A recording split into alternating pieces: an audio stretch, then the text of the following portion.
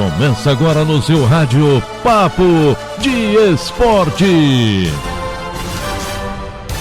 Muito bem, mais uma semana começando aqui com o nosso Papo de Esporte. E que final de semana foi esse? Nobre no futebol mundial. Teve a Argentina e Itália como campeãs da Copa América e da Eurocopa, respectivamente. No Maracanã, deu maracanazo e a Argentina venceu por 1-0 com gol de Di Maria, ainda no primeiro tempo. A seleção brasileira buscou o empate, mas não conseguiu. O futebol acerta as contas com o Lionel Messi, que levantou seu primeiro caneco pela seleção. Dessa forma, a Albiceleste quebrou o jejum de 28 anos sem um título oficial e chegou à 15ª taça do torneio continental. Agora é a maior campeã, ao lado do Uruguai. A seleção brasileira não consegue o bicampeonato e estaciona em 9 taças, em terceiro lugar no ranking. Bom, e como eu falei, acabou a espera de Lionel Messi pelo primeiro título com a Argentina. Campeão de tudo com o Barcelona, o craque já havia sido vice-campeão da Copa América em 2007, 2015 e 2016. Além de ter ficado também com o segundo lugar da Copa do Mundo de 2014, perdendo a decisão para a Alemanha no próprio Maracanã. Pela primeira vez na história, o Brasil não levou o título da Copa América sendo o mandante do torneio. As outras edições disputadas no país foram em 1919, 1922, 1949, 1989 e 2019. Dessa vez, a Argentina foi campeã invicta da Copa América. Na fase de grupos, venceu 3 e empatou 1 jogo. Nas quartas, passou com facilidade pelo Equador, 3-0. Na semifinal, sufoco, vitória nos pênaltis sobre a Colômbia. A equipe comandada por Lionel Scaloni marcou 12 gols, empatado com o Brasil como o melhor ataque. Os dois times também levaram 3 gols cada um, sendo 2 na fase de grupos e 1 em duelos de mata-mata. É isso, então na Copa América deu Argentina, deu Lionel Messi no Maracanã. Na Eurocopa, uma final digna do tamanho da competição. Que jogaço! Teve emoção até o último segundo nas disputas de pênalti. No tempo normal, 1-1. A Inglaterra abriu o placar com Sean e Bonucci empatou para a Itália. Nos pênaltis, os italianos venceram por 3-2 com o show do melhor jogador da Eurocopa, Donnarumma, decisivo mais uma vez com 2 defesas. Enquanto os ingleses cantam há mais de 20 anos The Football is Coming Home, o futebol está indo para casa, eles terão que adiar o sonho mais uma vez. Porque na verdade ele está indo para Roma. A Itália venceu a Inglaterra nos pênaltis depois de empate em 1-1 em Wembley, casa da Inglaterra. O gol dos ingleses foi relâmpago, com Sean no início do jogo. E Bonucci conseguiu empatar só na segunda etapa. Nas penalidades, como eu falei, Donnarumma brilhou mais uma vez e a Azurra ergueu a taça novamente, depois de quase 50 anos. A Itália agora é bicampeã, havia vencido seu primeiro título em 1968. A Azzurra também teve 2 vices, em 2000 e em 2012.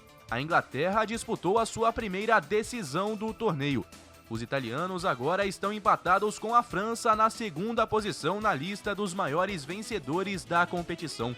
Alemanha e Espanha, ambos com 3 taças, estão no topo da Eurocopa. Um detalhe curioso é que Gareth Southgate deixou para fazer 2 substituições no último minuto da prorrogação. Os jovens Rashford e Sancho entraram na partida justamente para cobrar pênaltis, mas perderam. O atacante do Manchester United, que é o batedor oficial da equipe inglesa, mandou na trave direita de Donnarumma. O novo jogador dos Diabos Vermelhos viu o goleiro italiano defender. Além deles, Saka errou no lado inglês. E tem nessa aí também brasileiros campeões. O lateral esquerdo Emerson Palmieri, o zagueiro Rafael Tolói e o volante Jorginho entraram na lista de brasileiros naturalizados que já foram campeões da Eurocopa. Palmieri e Jorginho, inclusive, estão em uma seleta lista de atletas campeões da Champions e da Euro na mesma temporada. É isso, um domingo também de fortes emoções em Wembley, mais de 60 mil presentes no estádio. Lembrando que a Inglaterra já tem mais de 50% da população imunizada com pelo menos uma dose da vacina. É isso aí, um final de semana nobre no futebol mundial. A gente chega agora ao Brasil, ou melhor, à América do Sul, para falar sobre Libertadores, que volta nesse meio de semana. A Conmebol divulgou ontem que pretende retornar com o público nos estádios a partir das oitavas de final da Liberta e também da Sul-Americana, que começam já amanhã. O comunicado foi feito após a decisão da Copa América no Maracanã, que teve presença de convidados. Segundo o comunicado da Confederação, para que isso aconteça, as cidades sede das partidas terão que fazer a liberação, de acordo com os protocolos sanitários. Ainda de acordo com a Conmebol, o retorno gradual do público é essencial para o desenvolvimento do futebol sul-americano. Um protocolo com algumas medidas a serem seguidas também foi divulgado pela entidade. Na final da Copa América, o Maracanã recebeu um público de aproximadamente 1.600 torcedores após a liberação da Prefeitura do Rio de Janeiro. Falando sobre o Flamengo, você já deve saber, né, torcedor? Renato Gaúcho é o novo técnico do rubro-negro. Rogério Ceni foi demitido na madrugada de sábado e no mesmo dia, no início da noite, Renato Gaúcho foi anunciado pelo Flamengo como novo treinador. Sua estreia também já está marcada. Próximo meio de semana, na Argentina, contra o Defensa e Justiça. Bom, e para fechar rapidamente por aqui, final de semana foi interessante para os cariocas no Brasileirão. O Vasco venceu por 1-0 o Sampaio Corrêa, jogo que aconteceu na sexta-feira. O Botafogo poderia ter ido melhor, fez um bom jogo, mas acabou empatando em 3-3 com o Cruzeiro no Newton Santos. Foi um jogaço. Já na Série A, Flamengo e Fluminense venceram, os dois de virada e os dois por 2-1. Fora de casa, o Fluminense derrotou o Sport e em casa, no Maracanã, o Flamengo venceu a Chapecoense. Com isso, o tricolor tem 17 pontos na 7ª colocação e o Flamengo aparece em 8º com 15.